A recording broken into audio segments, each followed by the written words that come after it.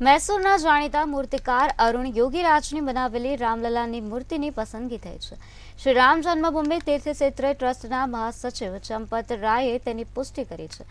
તેમણે જણાવ્યું છે કે આ મૂર્તિનું વજન 150 થી 200 કિલોગ્રામ છે। જોઈએ અમારા ખાસ અહેવાલમાં।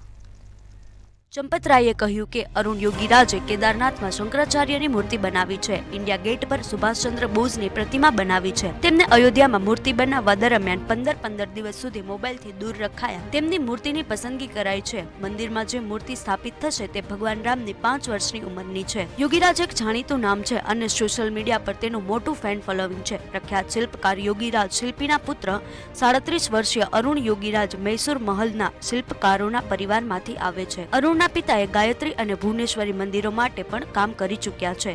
MBA નો અભ્યાસ કરી ચૂકેલા યોગીરાજ 5મી પેઢીના શિલ્પકાર છે। MBA ની ડિગ્રી લીધા બાદ તેમણે એક પ્રાઇવેટ કંપનીમાં કામ પણ કર્યું હતું, પરંતુ શિલ્પકાર બનવા માટે 2008માં નોકરી છોડી દીધી હતી। કેન્દ્રીય મંત્રી પ્રહલાદ જોશીએ એક્સ પર કેટલાક દિવસો અગાઉ માહિતી આપી હતી કે જ્યાં રામ છે ત્યાં હનુમાન છે। અયોધ્યામાં ભગવાન રામની પ્રાણ પ્રતિષ્ઠા માટે મૂર્તિની પસંદગી થઈ ગઈ છે। આપણા દેશના પ્રસિદ્ધ શિલ્પકાર આપણું ગૌરવ અરુણ યોગીરાજ દ્વારા બનાવવામાં આવેલી ભગવાન રામની મૂર્તિ અયોધ્યામાં સ્થાપિત કરવામાં આવશે। જોકે ત્યારબાદ તેમણે ટ્વીટ ડિલીટ કરી દીધું હતું। બ્યુરો રિપોર્ટ, મંતવ્ય ન્યૂઝ।